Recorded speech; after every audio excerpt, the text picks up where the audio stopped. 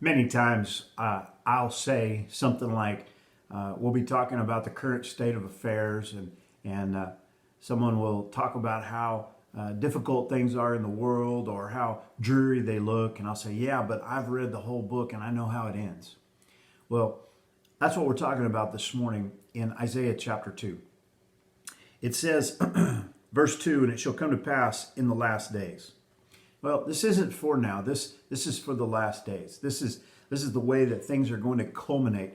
What Isaiah is speaking of here is the millennial kingdom. And so he says, it shall come to pass in the last days that the mountain of the Lord's house shall be established in the top of the mountains, and shall be exalted above the hills, and all nations shall flow unto it. So we're talking about a time when the Lord himself rules and reigns here on earth in Jerusalem from his house, and all the nations of the world are going to come to his house, come to his court to talk to him, to worship him. It says, and many people shall go and say, come ye and let us go up to the mountain of the Lord, to the house of the God of Jacob, and he will teach us of his ways, and we will walk in his paths. For out of Zion shall go forth the law and the word of the Lord from Jerusalem. And he shall judge among the nations, and shall rebuke many people. And so we're talking about a time when Jesus sits on the throne of David in Jerusalem. Has that happened yet? No. Is this spiritual? No. This is a literal reality, but it hasn't happened yet. You know, you can see as you read these words how a first century Jewish person would have been ready for Jesus to be their king right then. Several times in the Gospels, the Bible tells us the people wanted to take Jesus and make him king, but he slipped away because the timing wasn't right, because Israel they weren't believing on him.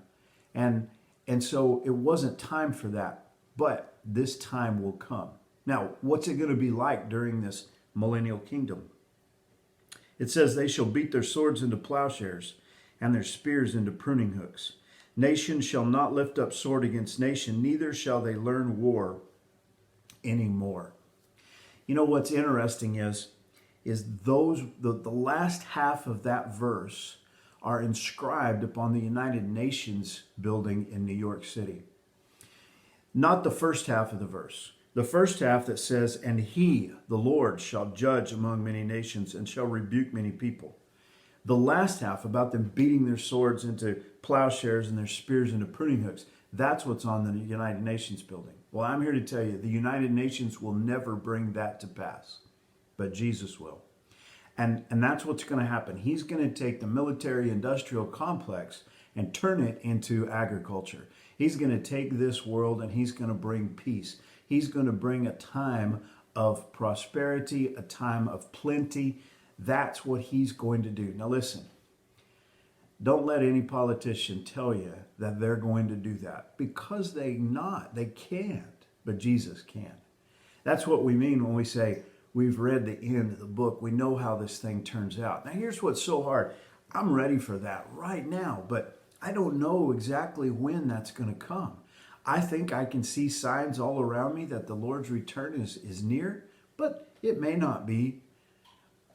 I know that someday that is what we have to look forward to right here in this physical world, with the Lord Jesus Christ ruling and reigning in Zion on his holy hill.